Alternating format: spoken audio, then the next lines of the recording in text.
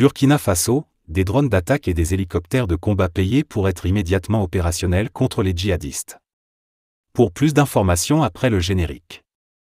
Bienvenue sur la Ligue planétaire.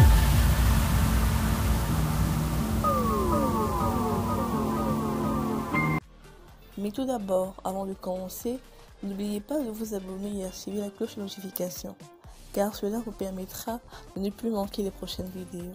Let's go!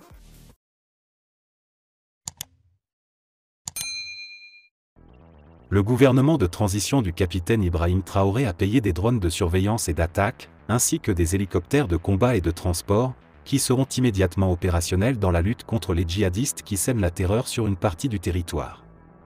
Le matériel a été remis ce jeudi 23 mars 2023, par le ministre d'État, ministre de la Défense et des Anciens Combattants, le colonel-major Kassoum Koulibaly au chef d'état-major général des armées. Dans le cadre de la restauration de l'intégrité territoriale, les forces armées nationales continuent d'acquérir des matériels divers malgré la modicité des moyens financiers du Burkina Faso et les adversités diverses de l'environnement géopolitique. C'est ainsi qu'au cours d'une cérémonie officielle à Ouagadougou, un échantillon de moyens stratégiques, composé de drones de surveillance et d'attaque, d'hélicoptères de combat et de transport, troupes, évacuation sanitaire et logistique, acquis au compte du budget national, a été remis au chef d'état-major général des armées, lit-on dans une note d'information.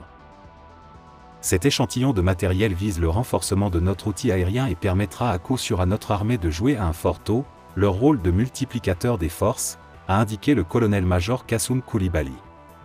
Insistant sur le fait qu'avec l'acquisition de ces matériels payés sur le budget de l'État burkinabé, les forces de défense et de sécurité, FDS, permettront une plus grande liberté de manœuvre aux unités d'une part, et pourront être mis à contribution pour des actions humanitaires au profit de nos populations d'autre part.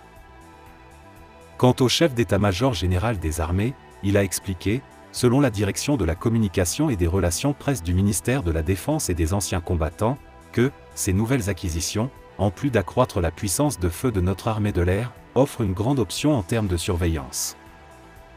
Le Burkina Faso a entrepris ces derniers jours une série d'attaques aériennes contre les djihadistes. Pour l'heure, elles n'ont pas abouti à des libérations majeures de territoire, ni à la neutralisation d'importants chefs terroristes, tels Jafar Diko, mais elles contribuent à désorganiser le dispositif djihadiste, sans doute, en attendant une grande offensive.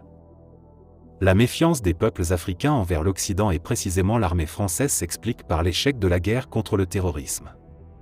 Après près d'une décennie d'opérations militaires au Sahel, malgré une forte présence de 4600 hommes et femmes, d'abord, opération Serval, puis 5100 militaires, opération Barkhane, l'armée française a été déterminée à stopper le mouvement terroriste qui n'a pas été possible.